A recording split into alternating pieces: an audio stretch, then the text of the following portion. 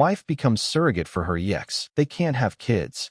My wife said, I've decided to become a surrogate for my ex-boyfriend. They can't have children. I smiled. Then I froze our accounts and removed her from all my insurance policies. Finally, 2 hours later, she saw what I had done. My wife told me she was going to carry her ex-boyfriend's baby during dinner at Olive Garden, right between the breadsticks and the salad, as if she were mentioning a weekend trip to Target. So I made a decision, Gia said, twirling the spaghetti on her fork with that casual confidence she'd always had. I'm going to be a surrogate for Godwin and Melissa. They've been trying for years, and they just can't have children. She was offering to help. I carefully placed my water glass on the table, the ice cubes clinking against the glass. We'd been married for 6 years, together for 8. I thought I knew this woman. Godwin, I asked. Your ex? Godwin, yes. They're desperate. Melissa has a condition. I don't remember the medical term, but she can't get pregnant. And Godwin always wanted children. I can help. And when did you decide this? I asked. Last week. I ran into both of them at Whole Foods. We grabbed coffee and talked. They told me everything they'd been through, all the failed attempts, suffering. I felt like I had to do something. I looked at my wife of 6 years. I really looked at her. Gia was beautiful. Everyone said so. Blonde hair, always perfectly styled, green eyes that sparkled when she laughed, a smile capable of lighting up a room. She worked as a marketing coordinator at a tech startup. She earned well. She had a good life. Our life. You offered to carry your ex-boyfriend's baby, I said slowly, making sure I understood correctly. It's not exactly like that. It's medical, clinical. They'd do IVF, use their embryo, and I'd just be the carrier. It's completely normal. People do it all the time. Normal people, I responded. Not wives who don't consult their husbands first. Gia's smile faltered slightly. I'm consulting you now. You're informing me. There's a difference. James, please. I thought you'd be understanding. This is something beautiful. I'm helping people I love start a family. People you love. You haven't mentioned Godwin in years, and now suddenly you're willing to spend 9 months pregnant with his child. It's not his child. It's his and Melissa's. I'm just the oven. The way she said it, so casual, so carefree, told me everything I needed to know about how much she'd really thought this through, how much she'd considered me, our marriage, our future. And what did Godwin say when you offered? I asked. At first he was surprised, but then very grateful, excited. He even started crying. He said I was an angel. Melissa cried too. They've wanted this for so long. I bet they were grateful. I replied. Free surrogate from the ex-girlfriend. That saves what? $60,000 at least. Gia's face hardened. It's not about that. Did you discuss compensation? No, I don't want their money. I want to help. Gia, professionals get paid because it's physically demanding, risky, and life-changing. You're offering it for free to your ex. You're making it sound dirty. It's not. It's generous. It's insane. She dropped her fork, eyes flashing. I knew you'd react like this. I knew you wouldn't understand. Understand? That my wife wants to carry her ex's baby without consulting me first? You're right. I don't understand. I'm asking you now. You already decided. You said so yourself. You're just looking for my blessing after the fact. Gia grabbed her purse and stood up from the table. I thought you'd be understanding. I thought you'd see this as something good, but clearly you're too insecure and jealous to get it. She walked out of the restaurant, leaving me sitting there with 2 plates of pasta and a basket of bread. The waiter approached hesitantly. Everything okay, sir? Just the check, please, I responded. I sat there another 10 minutes, mechanically eating the pasta, thinking about what had just happened. My wife had decided, without consulting me, to become a surrogate for her ex-boyfriend. She expected me to smile and support her. She thought that was reasonable. She was wrong. When I paid the bill and went to the car, I already knew exactly what I had to do. I didn't go home that night. I drove to my brother's house in Bellevue. I showed up at his door at 9 p.m. with a 6-pack of beers and a story that made his jaw drop. Gee, what? Hal said, opening his 3rd beer. We were sitting in the garage he'd converted into a man cave after his own divorce 2 years earlier. He understood the value of space. She offered to be a surrogate for Godwin Mathis, her college ex, the baseball player, the one she dated for like 3 years. The same one. Hal shook his head. James, this is crazy. Didn't she ask you first? She informed me during dinner like she was saying she signed up for a book club. What are you going to do? I took a long drink of beer. I'm going to let her do it. What? I'm going to tell her it's okay, that I support her, that I understand she's just helping old friends. Why would you do that? Because if I fight, I'll be the villain. The insecure husband who won't let his wife do a good deed. She'll hate me. Her friends will take her side. Everyone will think I'm controlling. So you're just going to accept it? No, I'm going to divorce her, but I'm going to do it intelligently. I'm going to protect myself legally and financially before she realizes what's happening. I'll observe me for a long time. You'd already thought about this before? I've thought about many things. Lately, Gia's been different, distant. She's always texting, getting calls she doesn't answer when I'm around. I thought maybe she was planning a surprise party or something. Now I know she was planning this with her ex-boyfriend. With her ex-boyfriend? Man, I'm really sorry. I know you love her. I loved her. Maybe I still love her, but I'm not going to let love turn me into a fool. mutual. If she wants to prioritize Godwin and his wife over our marriage, that's her choice. But she'll have to live with the consequences. What's your plan? Before I continue with what happened next, let me know in the comments. Would you have done the same thing? Or would you have tried to save the marriage? Hit that like button if you think James made the right choice, and don't forget to subscribe. This story gets even crazier. I pulled out my phone and opened the Notes app where I'd been making a list during the drive. First thing, Monday morning, I'm calling Davidson and Associates, divorce attorneys, the firm that handled yours, right? Yes, they're expensive, but very good. Asked to speak with Serafina Davidson herself. She's ruthless. Perfect. I want someone ruthless. Then I call the bank. We have 3 joint accounts: checking, savings, and investment. I'm going to freeze them all. Can you do that? According to the research I did on my phone the last hour, yes. Any account holder can freeze joint accounts during an ongoing divorce process. She won't be able to access the money, but neither will I. Everything gets resolved in the final settlement. How much are we talking about? Approximately $80,000 total. Most of it comes from the inheritance my dad left me last year, which I stupidly deposited into the joint account instead of keeping it separate. Kyle grimaced. Rookie mistake. I know, but at least I can prevent her from spending the money before the divorce comes through. What else? Insurance. She's on my company health plan. One day I call HR and remove her. She'll get a COBRA notification, but that's not my problem. That's cold. It's practical. When we're separated, I'm not legally obligated to keep her on my insurance. And considering she's about to undergo a voluntary medical procedure that will cost thousands in prenatal care, I'm not subsidizing that. The surrogacy. Let Godwin and Melissa pay for it. They're the ones having the baby. Kyle raised his beer. I have to admit, I didn't think you had this side. You've always been the nice guy, the one who avoids conflict. I got tired of being the nice guy. Being nice got me a wife who thinks she can carry her ex's baby without consequences. When are you going to tell her? I'm not going to tell her. I'm going to file for divorce, freeze the accounts, cancel the insurance, and let her figure it out herself. That's brutal, man. She made her decision. I'm making mine. I spent the night on Kyle's couch, ignoring the 17 texts and 4 calls from Gia. Around midnight, she sent one last message. Sorry for how I handled this. Can we talk when you come home? I didn't respond. Monday morning, I took a personal day from work. I was a senior accountant at a mid-sized firm in Seattle and had plenty of vacation time saved up. My boss didn't ask questions when I called. By 8 a.m., I was in Serafina Davidson's downtown Seattle office, going over the details of my marriage. 6 years married, no children, no shared property, Serafina said, reviewing her notes. Correct. We rent. My car is in my name, hers and hers. No joint property except bank accounts. And you want to file for divorce based on irreconcilable differences? Yes. You mentioned your wife intends to be a surrogate for another couple. Are there indications of infidelity? Not physical, but emotional. I don't know. The whole situation feels wrong. She's putting her ex-boyfriend's needs above our marriage. Serafina nodded. Washington is a no-fault divorce state, so we don't need to prove anything. But this surrogacy situation is unusual. Has she signed any contracts yet? Not that I know of. She only told me 3 days ago. Perfect. Here's what we're going to do. We file today. I'll have the papers ready in an hour. We'll serve them at her work. You have her office address? Yes. Perfect. Service at work is legal and often more effective. It'll catch her by surprise. Exactly what we want. At the same time, you freeze the joint accounts and remove her from insurance. By the time she realizes what's happening, your legal and financial protections will already be in place. How long does a divorce take in Washington? Minimum 90 days between filing and finalization. But with joint accounts and no children, we can resolve it in 4 to 6 months if she's reasonable. And if she's not, Serafina smiled. It wasn't a warm smile. Then we make it expensive for her. Prolonged litigation costs money. If she doesn't have access to the joint accounts and has to pay her attorney fees out of pocket, she'll accept a quick settlement. And the surrogacy, can I legally prevent it? No. She has autonomy over her own body. But here's something to consider. Most IVF clinics require psychological evaluations for surrogates. Part of that evaluation includes analyzing the surrogate's home stability and support system. If she's in the middle of a divorce, many clinics refuse to proceed. They don't want that liability. I leaned back in my chair. So by divorcing now, I might actually prevent the surrogacy? It's possible. At minimum, you'll complicate the process significantly. And even if they go ahead, she'll face the pregnancy alone, without your financial or emotional support. That's a natural consequence of her decision. How much is this going to cost me? My retainer is $5,000. If we reach a quick settlement, probably another $3,000 to $5,000 in fees. If she wants to fight, it could cost much more. Do it. Serafina extended her hand. Welcome to your new life, James. I shook her hand and wrote a check for $5,000. Money I'd earned, saved, and was now spending to end my marriage because my wife couldn't see what she was throwing away. By noon, the divorce papers were filed. By 2 p.m., Gia was served at work. By 3 p.m., I'd frozen all our joint accounts. By 4 p.m., I'd called HR and removed Gia from my health plan effective immediately. By 5 p.m., my phone wouldn't stop ringing. I didn't answer. Gia showed up at Kyle's house at 7 that evening. I'd expected it. I knew we were close and that he'd be on my side. What I didn't expect was for her to come accompanied by Godwin and Melissa. Kyle opened the door, looked at all 3, and yelled inside, "James, you've got visitors." I went to the door. Gia's eyes were red and swollen. She'd been crying. Godwin stood beside her, still tall and athletic at 32, with his arm around a petite brunette who could only be Melissa. All three looked at me like I was the villain. "Can we talk?" Gia asked. "Can we talk through lawyers?" "James, please, don't do this. We can work it out." "There's nothing to work out. You made your decision. I made mine." Godwin stepped forward. "Look, man, I think there's been a misunderstanding. Gia was just trying to help us. This doesn't have to end your marriage." "Godwin, with all due respect, you're the last person who should be interfering in my marriage. I'm just saying we didn't want to cause problems, but you did. You accepted my wife's offer to carry your baby without even suggesting she talk to me first. That already shows how much you respect my marriage." Melissa spoke, her voice small. "We thought you knew. Gia said you were okay with it." She lied. Gia's face crumbled. "I didn't lie. I thought you'd support me. I thought you loved me enough to understand. Love isn't about understanding terrible decisions. Love is about considering your partner before making life-changing decisions. You didn't do that. So you're punishing me, freezing our accounts, removing me from your insurance. Do you know what you did?" "I know exactly what I did. I protected myself from someone who was about to drain our accounts and use my insurance to pay for her ex-boyfriend's pregnancy. It wasn't about that." "Then what was it about, Gia? Explain it to me. Make me understand why carrying Godwin's baby was more important than our marriage." She opened her mouth, closed it, looked at Godwin, then at me. "I just wanted to help. At my expense. You wanted to feel like a hero and didn't care who paid the price. The embryo transfer is scheduled for Wednesday," she said quietly. "In 2 days. We already paid $12,000 to the clinic. If I back out now, we lose everything. Then I guess you have a decision to make." Godwin put his hand on her shoulder. "We don't need to do this. We can find another surrogate. We can try adoption. Don't destroy your marriage over this." But I saw it in her eyes. She'd already decided. The embryo transfer was going to happen, with or without the divorce. "I'm not the one destroying the marriage," Gia said, looking at me. "You are. You're ending everything over something that has nothing to do with us." "It has everything to do with us. You chose them over me. I didn't choose anyone over anyone. I can help them and still be married to you. Not anymore. You made sure of that when you didn't ask me first." I stepped back and closed the door. Through the wood, I heard Gia crying. I heard Godwin murmuring something comforting. I heard Melissa apologizing. And then I heard the sound of them leaving. Kyle appeared with 2 beers. "You okay?" "I will be. You know she's still going to do it, right? The surrogacy." "I know. And you're still going to divorce her." "Yes. Even though you still love her. Even a little bit." I took the beer and drank half of it in one gulp. "Precisely because I still love her. Because if I stay, I'll spend the rest of my life resenting her. I'll look at that baby and see betrayal. I'll look at Godwin and Melissa and see the people my wife chose over me. That's no life. When did you get so smart?" "When I realized being nice gets you divorced at 34 with 0 in the bank and a wife carrying another man's baby." Kyle raised his bottle. "To being smart. To survival," I corrected. We drank, and I tried not to think about how Gia's hair smelled like vanilla, how she laughed at the dumbest jokes, how she'd curl up against my chest on Sunday mornings and say I was her favorite person. That woman had disappeared probably long ago. I was just too in love to notice. The embryo transfer happened Wednesday at 11 a.m. I know because Gia texted me from the clinic. "It's done. I'm pregnant, or I will be if it takes. I hope you're happy." I didn't respond. 2 hours later, my phone rang. Unknown number. I almost didn't answer, but something made me pick up. "Mr. Foster, this is Leonard Baxter. I'm Mrs. Gia Foster's attorney. We need to discuss the divorce proceedings. I already have an attorney. I've spoken with Mrs. Serafina Davidson. She's quite formidable. But before this moves forward, I need you to understand the situation your wife finds herself in." "What situation is that?" "She has no access to money. You froze all the joint accounts. She was removed from your health plan at a time when she may be pregnant. She can't pay rent, buy food, or make her car payment. You left her with nothing. She has a job. She makes $45,000 a year. She can support herself. Her salary barely covers basic expenses. The savings in those accounts were her emergency fund, her security. You took it away. That money is half mine. Actually, more than half. Most of it came from my father's inheritance, which I stupidly deposited into the joint accounts, which technically makes it community property. But that's not the point. The point is you're being cruel. I'm being practical. Gia made a decision that affects our marriage. I'm making decisions that affect our divorce. That's how it works. She may be pregnant now, a baby that has nothing to do with the divorce, a baby she chose to carry for her ex-boyfriend without consulting her husband. Let's not pretend this is my fault. Mr. Foster, I'm trying to negotiate in good faith. Can we discuss temporary access to the accounts, just to cover basic expenses? No. Sorry, that's my final answer. No negotiation, no temporary access. The accounts stay frozen until the divorce is concluded. If Gia needs money, she can ask Godwin and Melissa. They're the ones benefiting from her decision. That's inhumane. That's consequences. Gia thought she could make unilateral decisions about our marriage. Now she's learning she can't. Tell her to sign the divorce papers. Clean split. 50-50 on the accounts. After my father's inheritance is separated as separate property. She walks away with about $20,000 and the freedom to carry whoever's baby she wants. She won't accept that. The inheritance was mixed with the accounts, which makes it community property. Then let the judge decide. But I'm not unfreezing the accounts. Your client made her choice. Now she's going to live with it. I hung up. Kyle entered the room. That was cold. It was necessary. You're really going to leave her with nothing while she might be be pregnant? She's not pregnant with my child. She's potentially pregnant with Godwin's baby. Let him support her. You know he won't. He has his own financial problems. That's why they needed a free surrogate. Not my problem, but it bothered me more than I wanted to admit. The image of Gia, alone, maybe pregnant, with no money for food, rent, or medical care, wasn't the revenge I'd imagined. It felt empty. The phone rang again. This time it was Godwin. James, we need to talk about Gia. I have nothing to say to you. She's in bad shape, man. She cries all the time. She can't eat. She's under brutal stress. Do you know what that does to a pregnancy? If the transfer takes, the stress could cause a miscarriage. Then maybe she shouldn't have made such a stressful decision. Jesus, are you even human? She's your wife. Not for much longer. And she stopped being my problem the moment she offered to carry your baby. I'll pay for everything. Rent, food, whatever she needs. Just unfreeze some of the money so she can live. Why would I do that? Because you're not a monster. Because underneath all that vengeful rage, there's still a decent man who married the woman he loved. The decent man died 3 days ago at an Olive Garden. The man you're talking to now is the one who survived what came after. I made a mistake, okay? I shouldn't have accepted her offer without making sure you were okay with it. I was desperate. Melissa and I have been trying for 6 years. 6 years of failures, disappointments, feeling broken. When Gia offered, I didn't think. I just said yes. The fault is mine. You're right. It's yours. Yours and Gia's. You two made this mess. Fix your own problem. I hung up again. This time I turned off the phone completely. The next 2 weeks were a blur of legal maneuvers and ignored calls. Serafina filed motion after motion, all designed to protect my interests and complicate Gia's life. Meanwhile, Leonard Baxter responded with counter motions, requesting emergency relief, temporary alimony, and access to the accounts. Every motion was denied. The judge assigned to our case, a stern woman in her 60s named Judge Caroline Pierce, reviewed the circumstances and issued a simple ruling. Both parties would maintain the status quo until the conclusion of the divorce proceedings. The accounts would remain frozen. Gia would stay off my health plan. Everything would stay exactly as I'd left it. Gia was trapped. I learned through Kyle, who heard from his girlfriend, who heard from a mutual friend, that Gia had moved into Godwin and Melissa's house. She could no longer afford her share of our apartment rent, and they offered her the guest room. The irony wasn't lost on me. My wife was now living with her ex-boyfriend, possibly carrying his baby. The pregnancy test came back positive 2 weeks after the embryo transfer. Gia was pregnant. The embryo had successfully implanted. In 9 months, Godwin and Melissa would have a baby, and my wife would have destroyed our marriage for nothing. I waited to feel guilt, regret, some sign that I'd gone too far. But it never came. Instead, I felt justice. Gia had made her choice. She'd prioritized Godwin and Melissa over me, over our marriage, over our future. She thought I'd just accept it, that I'd go along with whatever she wanted, like I always had. She was wrong. The divorce proceedings advanced. Serafina was relentless, arguing that my father's inheritance, $60,000 of the $80,000 in our accounts, should be considered separate property since I could prove I'd kept it in an individual account for 6 months before stupidly depositing it into the joint account. It's a gray area, Serafina explained during one of our meetings. Washington's community property law says everything acquired during marriage is joint, but inheritances are an exception if kept separate. You mixed the funds by depositing them into the joint account, but it was recent. We can argue it was a mistake, not an intention to convert them to community property. What are our chances? I asked. 60 to 40 in our favor. Judges tend to protect inheritances, but it'll depend on how Gia's attorney argues. And if we lose, then it's split 50 to 50. You get $40,000, she gets $40,000. And if we win, you get the $60,000 plus half of the remaining $20,000. She walks away with $10,000. I want to win. Then we need to be strategic, Serafina continued. Her attorney will try to paint you as vengeful and cruel. He'll say you left your pregnant wife without resources. We need to flip that narrative. Show that Gia made an irresponsible decision without considering her husband, and that you're only protecting yourself from that recklessness. How do we do that? We depose Godwin and Melissa. We put them on the witness stand and question the surrogacy arrangement. We'll make it clear this wasn't an impulsive decision by Gia. They talked multiple times without ever mentioning the husband. We'll show a pattern of deception. Will that work? It'll work if they tell the truth. After all, lying under oath is perjury. The depositions were scheduled for 6 weeks after the divorce filing. I attended Gia's and Serafina's conference room, watching my soon-to-be ex-wife answer questions under oath. She looked terrible. The pregnancy was already showing. She was about 8 weeks along, and the hormones combined with stress had taken a heavy toll. Swollen face, sunken eyes, hands trembling as she signed the oath papers. Mrs. Foster, Serafina began. When was the first time you discussed being a surrogate with Godwin Mathis and Melissa Mathis? About a month ago. And did you discuss this with your husband before offering to be their surrogate? No. Why not? I thought I didn't need to. It was my body, my decision. Your body, your decision. Interesting. Did you consider how this decision would affect your marriage? I thought my husband would support me. Based on what? Had he previously shown support for something like this? We'd never discussed the topic. So you made an assumption. And based on that assumption, you offered to carry another man's baby, specifically your ex's baby, without consulting consulting your husband. It sounds worse when you say it like that. How would you say it, Mrs. Foster? Gia's attorney interrupted. Objection. Argumentative. Serafina smiled. I'll rephrase. Mrs. Foster, how would you describe your decision to become a surrogate? I was helping people I care about. Nothing more. People you cared about more than your husband? That's not fair. Please answer the question. No, I didn't care about them more than James. I just wanted to help them. At what cost? Your marriage, your financial security, your husband's trust. I didn't think those things would happen. Why not? Because I didn't think James would be so cruel. Serafina leaned forward. Cruel. Your husband protected himself legally and financially after you made a unilateral decision that affected both your lives. That's not cruelty. That's survival instinct. Can you really blame him for that? Gia started crying. Her attorney called for a recess. I sat there watching my wife fall apart, and I only felt tired. Godwin and Melissa's depositions were scheduled for the following week. I didn't attend. Serafina said it was better I wasn't present. She recorded everything and sent me the transcripts later. Godwin's testimony was revealing. Mr. Mathis, when Gia Foster offered to be your surrogate, what was your first reaction? I was surprised and grateful. We'd been trying for years to have a baby, and nothing was working. Gia's offer seemed like a miracle. Did you ask if her husband knew about the offer? No. Why not? I assumed she'd talk to him. Gia and James have been married for years. I thought they discussed important decisions. But you didn't confirm it, did you? No. Did you ever speak with James Foster about the surrogacy arrangement? Only after everything exploded? Yes. So you accepted your ex-girlfriend's offer to carry your baby without confirming whether her husband was okay with it. I didn't think. Clearly, Mr. Mathis, you didn't think. Did Gia ever mention concerns about her marriage? No. She seemed happy. And yet, days after offering to be your surrogate, her husband filed for divorce. Does that seem like a happy marriage to you? Godwin's attorney objected, and Serafina moved on. Melissa's testimony was even more devastating. Mrs. Mathis, did you have any concerns when Gia offered to be your surrogate? At first, yes. It seemed strange that she'd offer so quickly. We'd barely reconnected, and suddenly she was offering to carry our baby. What changed your mind? Godwin convinced me. He said Gia was generous, that she'd always been that way. Did you ever suggest she talk to her husband first? Yes, actually. I told her she should make sure James was okay with it. And what did she say? She said James would understand, that he always supported her decisions. Did you believe her? I wanted to believe her. But now, looking back, I think she lied to us and to herself. Why do you say that? Because if James really supported her, he wouldn't have filed for divorce. It was the most honest thing anyone said during the entire process. Judge Pierce reviewed the depositions and scheduled a settlement hearing for 3 months after the initial filing. Both parties were required to appear with their attorneys. I entered the courtroom on a cold November morning, 3 months after that disastrous dinner at Olive Garden. I saw her for the first time in weeks. She was visibly pregnant. Her belly already had that unmistakable round shape. She wore a loose dress, flat shoes, and her hair pulled back in a simple ponytail. She looked exhausted. Godwin and Melissa weren't with her. She was alone, just with her attorney. We sat in a conference room with Judge Pierce presiding. The judge flipped through the file with a critical gaze. This is a mess, she finally said. Mr. Foster, you froze your wife's access to marital assets during a pregnancy. Mrs. Foster, you agreed to be a surrogate without consulting your husband. You both made terrible decisions. Now I'm going to make some decisions for you. She looked at Gia first. Mrs. Foster, the surrogacy arrangement is irrelevant to these proceedings. You have autonomy over your own body, and your husband cannot prevent you from being a surrogate. However, your decision to proceed without consulting your spouse demonstrates a fundamental lack of respect for the marriage. That will be noted. And she looked at me. Mr. Foster, freezing all marital assets without offering any alternative support to your pregnant wife, regardless of whose baby it is vengeful. You had other options. You chose the most severe. That will also be noted. She took a deep breath and continued. Now here's what's going to happen. Your father's inheritance will be considered separate property. You will receive $60,000. The remaining $20,000 in the joint accounts will be divided equally. Mrs. Foster will receive $10,000. Gia's attorney started to protest, but the judge raised her hand. I'm not finished. Mrs. Foster, you will receive $10,000 and all personal property you brought into the marriage. Mr. Foster, you keep your inheritance, your half of the joint accounts, and your personal property. You will both retain your respective vehicles. This marriage is dissolved effective immediately. Any questions? This isn't fair, Gia said. I have a right to half of everything. You have a right to what the law determines. Your husband successfully argued the inheritance was separate property, and I agree. The remaining assets were divided equally. If you wish to appeal, you may do so, but I warn you, appeals are expensive and rarely successful. Gia looked at her attorney, who shook his head. She'd already spent thousands on legal fees and didn't have money for an appeal. I'll sign, she said quietly. We signed the papers right there in the conference room. Judge Pierce witnessed and sealed them. Just like that, after 6 years of marriage, it was over. Gia stood to leave, paused, and looked at me. Was it worth destroying everything we had for this? You're the one who destroyed it, I responded. I just refused to go down with the ship. I was just trying to do something good. You were trying to feel important. It's different. She left without saying anything else. Serafina extended her hand. Congratulations. You're a free man. Why doesn't it feel like victory? I asked. Because divorce never feels like victory, she responded. But you protected yourself. That's all anyone could do. Money hit my account 2 weeks later. $60,000 from the inheritance plus $10,000 from my share of the joint accounts. $70,000. More money than I'd had since my dad died. I used $20,000 to pay Serafina's fees. Another $10,000 went to Kyle for rent for the months I stayed at his place. I put the remaining $40,000 in a new savings account, separate, protected, mine. I moved into a one-bedroom apartment in Capitol Hill. I started dating again. Casual dates. Nothing serious. Just coffee and dinners with women who didn't remind me of her. I went back to work, got a promotion, and focused on rebuilding my life. Then, 6 months after the divorce was final, I got a call that changed everything. James, it's Melissa. I almost hung up, but curiosity was stronger. What do you want? I need to tell you something. Something you deserve to know. I don't want to know about the baby. It's not about the baby. It's about Gia and Godwin. I sat down. I'm listening. They're together, James. Gia and Godwin. They have been for months. Since before she offered to be our surrogate. The world spun. What? I didn't know until recently. I found messages on Godwin's phone. They've had an affair since last spring. The surrogacy wasn't to help us. It was so she could have Godwin's baby. She manipulated us all. That doesn't make sense. The baby is yours. You used your embryo. No, we didn't. I found the clinic records. Godwin changed the embryo order. They used his male essence and Gia's egg. The baby she's carrying isn't mine. It's theirs. I couldn't breathe. Couldn't think. Why are you telling me this? Because you deserve to know the truth. Because I'm divorcing Godwin and I want you to know you weren't wrong. You weren't cruel. You were right to protect yourself. Gia lied to us all. How long have you known? 2 weeks. I've been gathering evidence. I have the messages, clinic records, everything. I'm filing for divorce and suing both of them for fraud. Can you prove it? I can prove everything. James, I'm sorry. I'm sorry we believed her. I'm sorry I helped her destroy your marriage. Godwin and I were so desperate for a baby that we didn't see what was right in front of us. After she hung up, I sat in my apartment for 3 hours trying to process what I'd just discovered. Gia had been having an affair. The surrogacy was a smokescreen. She deliberately got pregnant with Godwin's baby and made me believe it was an altruistic gesture. I divorced her thinking she was just irresponsible and confused. But in the end, she was simply a liar. The news broke publicly 2 months later when Melissa's lawsuit hit the courts. She sued Gia and Godwin for fraud, emotional damages, and breach of contract. The local press grabbed the case. Surrogacy scam. Woman allegedly faked altruistic pregnancy to have lover's child. Gia's name was all over Seattle news portals. Her face, now older, marked by pregnancy and stress, appeared in article after article. The comments exploded with judgment and condemnation. Godwin lost his job. Gia lost hers too. Neither could go out without being recognized. Me? I watched it all unfold from the comfort of my new life, feeling a satisfaction I hadn't felt since the beginning of this nightmare. Kyle called me the day the news broke. Did you see the news? Yes. How do you feel? Vindicated. Just that? Vindicated. What else should I feel? I was right. Gia lied. I protected myself. That's all I wanted. And a little sad. Sad about wasting 6 years with a woman who turned out to be a liar and a cheater? Yes. But sad about divorcing her? Not even a little. It was the best decision of my life. You're cold, man. I'm realistic. Gia made her choices. Now she's living with the consequences. But it bothered me more than I wanted to admit. I'd really loved Gia. Truly loved her. And now that love was stained by betrayal, lies, and the certainty that everything I believed about our marriage was false. The baby was born in March, almost exactly 1 year after that dinner at Olive Garden. I didn't go to the hospital. I didn't send flowers or congratulations. But I learned from mutual friends that it was a girl. 7 pounds, healthy, beautiful. Godwin and Gia were together, living in a small apartment in Kent, struggling to pay rent and support a newborn on his unemployment benefits and what little she made from freelance work. Melissa won the lawsuit. The judge awarded her $50,000 in damages, money Gia and Godwin didn't have and probably could never pay. Me? I was sitting in the comfort of my apartment, drinking a beer and watching the sunset over Seattle. Finally, I felt like I could breathe again. 2 years after the divorce, I was at a coffee shop in Fremont when Gia walked in. I recognized her immediately, though she looked different, thinner, older, tired. Her hair, now shorter and with gray she didn't bother dyeing, was pulled back. She had a diaper bag over her shoulder and was pushing a stroller. She saw me the same instant I saw her. Her face paled. For a moment I thought she'd turn around and leave rather than face me. But she didn't. She stayed. She got in line, ordered a coffee, and when she received it, she came to my table. James, Gia, can I sit? It's a free country. She sat, a stroller beside her. I could see the little head, brown curls, sleeping peacefully. This is Emma, Gia said. She's 2 years old. Congratulations. I know you already know the truth. About Godwin, about everything. Melissa told me. I figured. I'm sorry for lying, for manipulating you, for everything. Are you really sorry, or are you sorry you got caught? She looked down at her coffee. Both, probably. I was selfish and stupid. I convinced myself I was doing something noble, but really, I just wanted Godwin back. I wanted the life we could have had if we'd stayed together, and I was willing to destroy everything to get it. How did that work out for you? Not well. Obviously, Godwin and I are barely surviving. He can't keep a job, and I can't get decent freelance work. Everyone knows who I am. Melissa's judgment hangs over us like a guillotine. We'll probably spend the rest of of our lives paying for it. Good. She flinched at the word like I'd slapped her. I deserve that. You deserve worse. Probably. For what it's worth, I really am sorry. I regret hurting you. You were a good husband. Better than I deserved. Some of it was real, wasn't it? Our marriage. At the beginning, I loved you, James. I really did. But when Godwin came back into my life, all those old feelings came rushing back, and I convinced myself I could have both. You and him. I was wrong. Yes, you were. She stood, gathering her things. I won't bother you again. I just wanted you to know I'm sorry, and that you were right to leave me. You deserved someone better. I know. Gia walked out, pushing the stroller into Seattle's gray drizzle. I sat there for a long time, finishing my coffee, thinking about everything that had happened. The betrayal, the divorce, the revelations, the revenge. And I realized something. I didn't feel anger anymore. I didn't feel pain. I didn't feel anything except relief. Relief that I'd gotten out when I still could. Gia made her choices. Godwin made his. They built a life based on lies and betrayal, and now they lived with the consequences. Me? I was free. Free to rebuild. Free to find someone who truly respected me. Free to be happy. That was the real revenge. Not the frozen accounts. Not the divorce. Not the public scandal. The real revenge was moving forward and building something better while they sank into the chaos they created. I finished my coffee, stood up, and walked out into the rain. I had a dinner scheduled with a woman named Rebecca, kindergarten teacher. Kind, funny, honest. A woman who knew how to communicate, who respected boundaries, who was everything Gia never was. I smiled as I walked to my car. Life was good. Life was finally truly good.